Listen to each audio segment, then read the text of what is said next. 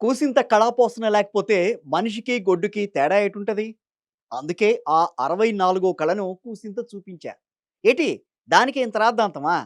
దానికే అరెస్ట్‌లు గట్రా చేసేస్తారా? మీరు భలేటోరండి బాబు. బ్రహ్మానందం చెప్పినట్టుగా అదొక ఆర్ట్.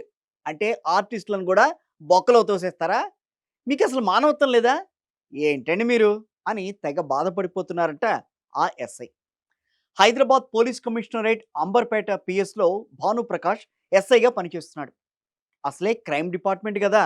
దొంగలు ఎలా ఆలోచిస్తారు?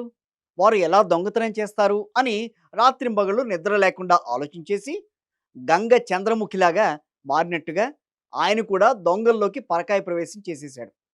జస్ట్ ఒక 4 తులాలు అలా వెనకేసుకున్నాడు. ఈ ప్రాసెస్‌లో నడుముకు ఉండే గన్ కొంచెం బరువు అనిపించింది ఆయనకి. అందుకే దాన్ని గూడా ఏదో ముఠాకి అమ్మేసాడట. ఇదంతా ఆయనేమైనా తన కోసం చేసుకున్నాడా? ఏదో డ్యూటీలో భాగంగా దొంగలు ఎలా ఆలోచిస్తారు అని, ఎలా దొంగతనం చేస్తారు అని ప్రాక్టికల్‌గా చేశారంతే. అది కూడా డ్యూటీ మీద ప్రేమతోనేట. దానికే అరెస్ట్ చేసేస్తారా అండి? అసలు ఈ మాత్రం దానికే గన్ ఎలా అమ్మేస్తాడు? నగలెలా దోచేస్తాడు అని ఓ తెగ హడావిడి చేస్తున్నారంట అధికారులు. ఏంటో పాపం ఎస్ఐ భానుప్రకాష్ నువ్వేం బాధపడకు. నువ్వు బయటికి రాకపోవడమే బెటరు. నువ్వు బయటకొస్తే మళ్ళీ డ్యూటీ గురించి ఆలోచిస్తావు. దొంగల స్టైల్‌లో మళ్ళీ నగదో ఎనకేసుకుంటావు. నీలా డ్యూటీ గురించి ఎక్కువగా ఆలోచించే ఆఫీసర్‌లు లోపల ఉండడమే కరెక్టేమో.